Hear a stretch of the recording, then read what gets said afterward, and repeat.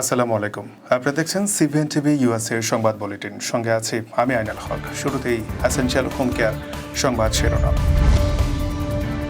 জাতিসংঘ শান্তিরক্ষা মিশনে অর্থায়ন বন্ধের প্রস্তাব যুক্তরাষ্ট্রের। চীনা পণ্যের শুল্ক বাড়িয়ে 245% করল যুক্তরাষ্ট্র। জুলাইয়ে সংসদ নির্বাচনের রোডম্যাপ ঘোষণা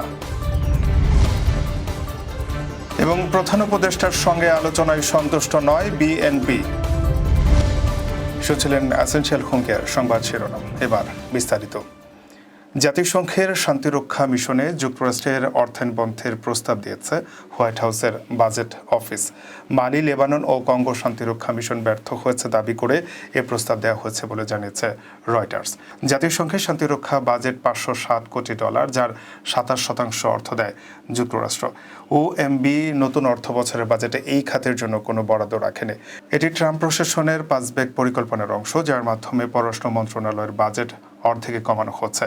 ওএমবি সিআইপিএ তহবিল বন্ধ করার পাশাপাশি বিদেশে উন্নয়ন সহায়তার জন্য আমেরিকা ফার্স্ট অপরচুনিটি ফান্ড নামে নতুন $210 কোটি তহবিল গঠনের প্রস্তাবও দিয়েছে। তবে এই বাজেট এখনও চূড়ান্ত হয়নি এবং কংগ্রেসের অনুমোদন ছাড়া কার্যকর হবে না। জাতিসংঘ বলছে যুক্তরাষ্ট্রের কাছ থেকে এখনও শান্তিরক্ষা ও মূল বাজেট মিলিয়ে $270 কোটি বকেয়া রয়েছে। যুক্তরাষ্ট্র চীনা পণ্যের উপর আমদানি শুল্ক বাড়িয়ে 245% উন্নীত করেছে। হোয়াইট হাউসে জানিয়েছে চীনের প্রতিশোধমূলক পদক্ষেপের জবাবে এই সিদ্ধান্ত নেওয়া হয়েছে। এর আগে এই হার ছিল 145%। ডোনাল্ড ট্রাম্প দ্বিতীয় মেয়াদে ক্ষমতায় আসার পর থেকেই দুই দেশের বাণিজ্য সম্পর্ক খারাপের দিকে যায়। কয়েক ধাপে শুল্ক বাড়িয়ে মঙ্গলবার তা চূড়ান্তভাবে 245% পৌঁছায়। চীনও পাল্টা জবাবে মার্কিন পণ্যে 125% পর্যন্ত শুল্ক আরোপের ঘোষণা দিয়েছে।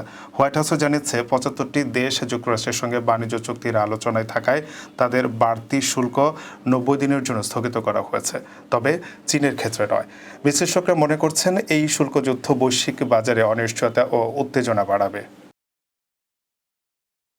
আগামী জুলাই মাসের মধ্যে জাতীয় সংসদ নির্বাচনের রোডম্যাপ ঘোষণা করা হবে বলে জানিয়েছেন নির্বাচন কমিশনার আনোয়ারুল ইসলাম সরকার। বুধবার দুপুরে রাজধানীতে সাংবাদিকদের তিনি এ কথা জানান। আনোয়ারুল ইসলাম সরকার বলেন, যেসব তরুণদের তফসিল ঘোষণার আগে 18 বছর পূর্ণ হবে তাদের ভোটার তালিকায় অন্তর্ভুক্ত করা হবে। বিদ্যমান আইনে এটাই হবে না, এজন্য আইন পর্যালোচনার পর সংশোধন করা হবে। প্রথমবারের মতো এমন উদ্যোগ নেওয়া হচ্ছে। দেশের বর্তমান আইনশৃঙ্খলা পরিস্থিতিতে নির্বাচন সম্ভব কিনা এমন প্রশ্নের জবাবে তিনি বলেন, আমি বেশ কিছু জেলা পরিদর্শন করেছি। আইনশৃঙ্খলা বাহিনীর সদস্যরা জানিয়েছেন পরিস্থিতির আরও উন্নতি হবে। প্রতিদিন আইনশৃঙ্খলা উন্নত হচ্ছে। আগের তুলনায় বর্তমানে আইনশৃঙ্খলা পরিস্থিতি ভালো। সুষ্ঠু নির্বাচনের জন্য সব ধরনের পদক্ষেপ নেওয়া হবে। ইসি কমিশনার বলেন, সুষ্ঠু নির্বাচনের জন্য একটি স্বয়ংসম্পূর্ণ ও পরিশুদ্ধ ভোটার তালিকা অপরিহার্য। কমিশন ঘরে ঘরে গিয়ে ভোটার তালিকা হালনাগাদের কাজ সুন্দরভাবে সম্পন্ন করেছে। আমাদের টার্গেট ছিল নতুন ভোটার 61,88,000 হবে, তবে দেখা 3 লাখের উপরে বাদ পড়া ভোটার নিবন্ধিত হয়েছেন। নতুন হয়েছেন 19,66,000 আর মোট ভোটার নিবন্ধিত হয়েছে 63 লাখ। এ সময় আগামী জুনের মধ্যে চূড়ান্ত ভোটার তালিকা পাওয়া যাবে বলে আশাবাদ ব্যক্ত করেন। প্রধান উপদেষ্টা ডক্টর মোহাম্মদ ইউনূসের সঙ্গে আলোচনায় বিএনপি সন্তুষ্ট নয় বলে জানিয়েছেন দলটির মহাসচিব মির্জা ফখরুল ইসলাম আলমগীর। তিনি বলেন, প্রধান উপদেষ্টা নির্বাচনের সুনির্দিষ্ট ডেডলাইন আমাদের দেননি। তিনি ডিসেম্বর থেকে জুনের মধ্যে নির্বাচনের কথা বলেছেন। বুধবার রাষ্ট্রীয় অতিথি ভবন যমুনায় প্রায় 2 ঘণ্টার বৈঠক শেষে বের হয়ে মির্জা ফখরুল ইসলাম আলমগীর এসব কথা বলেন। বিএনপি মহাসচিব বলেন, প্রধান উপদেষ্টা নির্বাচনের সুনির্দিষ্ট রুটম্যাপ জানাননি। তিনি ডিসেম্বর থেকে জুনের মধ্যে নির্বাচনের কথা বলেছেন। আমরা বলেছি ডিসেম্বর নির্বাচনের কাট অফ সময়। মির্জা ফখরুল বলেন, আমরা একেবারেই সন্তুষ্ট নয়। আমরা পরিষ্কার করে বলেছি ডিসেম্বরের মধ্যে নির্বাচন না হলে দেশের রাজনৈতিক, অর্থনৈতিক ও সামাজিক পরিস্থিতি আরও খারাপের দিকে যাবে। তিনি বলেন, ডিসেম্বর হলো তাদের কাট অফ টাইম। ডিসেম্বরে নির্বাচন না হলে পরিস্থিতি আরও খারাপের দিকে যাবে, তখন সেটা নিয়ন্ত্রণ করা বেশ কঠিন হবে। ডিসেম্বর থেকে জুনের মধ্যে নির্বাচন, এই যে সময় এখন প্রধান উপদেষ্টা দিলেন, এতে কি সময় প্রলম্বিত হচ্ছে বলে মনে করেন কিনা জানতে চাইলে মির্জা ফখরুল ইসলাম আলমগীর বলেন, উনি অর্থাৎ প্রধান উপদেষ্টা ডিসেম্বর থেকে জুন বলেছেন। উনি এই কথা বলেনি যে এটা ডিসেম্বরে হবে না, কিন্তু জুন পর্যন্ত নিয়েছেন। আমরা এই কথাটা পরিষ্কার করে বলে দিয়েছি যে আমাদের কাট অফ টাইম হলো ডিসেম্বর। মহাসচিব মির্জা ফখরুল ইসলাম আলমগীরের নেতৃত্বে বৈঠকে উপস্থিত ছিলেন বিএনপি স্থায়ী কমিটির সদস্য সালাউদ্দিন আহমেদ, জমির উদ্দিন সরকার, মির্জা আব্বাস, ইকবাল হাসান মাহমুদ টুকু, নজরুল ইসলাম খান এবং আমির খসরু মাহমুদ চৌধুরী। এবার কর্ণফুলী ইনকাম ট্যাক্স সংবাদ শিরোনাম। 16 থেকে 17 আগস্ট মিশিগানে বিশ্ব সিলেট সম্মেলন এবং ভাসমান শহরের কল্পনায় নিউ ইয়র্কের শিক্ষার্থীদের হৃদয়ে বাংলাদেশ। আবারও স্বাগত সিবিএন টিভি ইউএসএ সংবাদ বুলেটিনে। শুনছিলেন কর্ণফুলী ইনকাম ট্যাক্স সংবাদ শিরোনাম। এবার বিস্তারিত। যুক্তরাষ্ট্রের মিশিগান রাজ্যে আগামী 16 ও 17 আগস্ট অনুষ্ঠিত হতে যাচ্ছে বিশ্ব সিলেট সম্মেলন 2025।